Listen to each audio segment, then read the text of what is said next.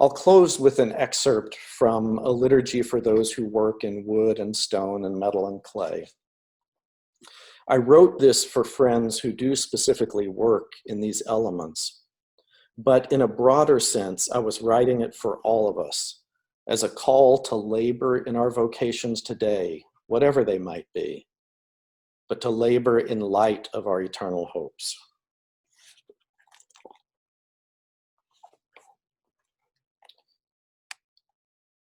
Bless, O Lord, this work of creation, that by my labors I might craft a thing that sings with the very substance of my hope.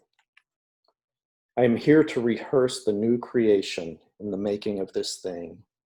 Breathe, O God, into my lifeless works that they might somehow hold in their feeble forms such angles and fragments and rumors of the fire of the glory that is already made ready and waiting to burst forth from the seams of creation's old garment, when you but speak the word, and all things sin-soaked and subject to futility will be suddenly unsodden and revealed in their truer forms, in a new turning of the light, now resurrected, now shed, the great groan of the world, now displaying in full measure the glory they were intended to hold at their first crafting.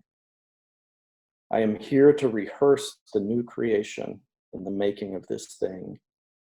Listen, all who labor, and my own hands and heart also, hear heaven's tidings now told as hammer rings, saw strums, and chisel strikes.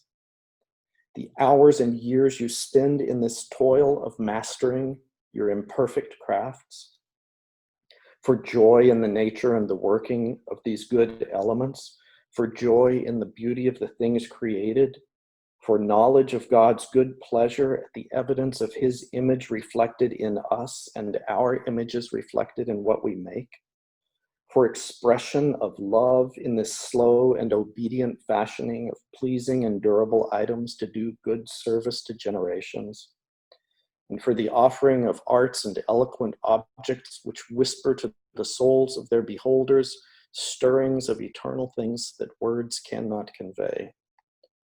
To all who traffic in the crafting of such elements, hear these tidings. Those hours and labors are not lost. What you have worked is more than it now seems.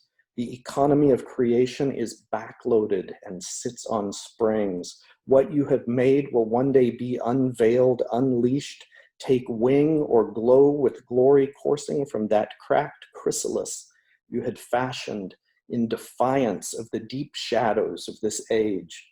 And in that turning of the page, we will raise our voices in chorus and say, in defiance of the curse, we had been rehearsing all along the new creation in the making of these things.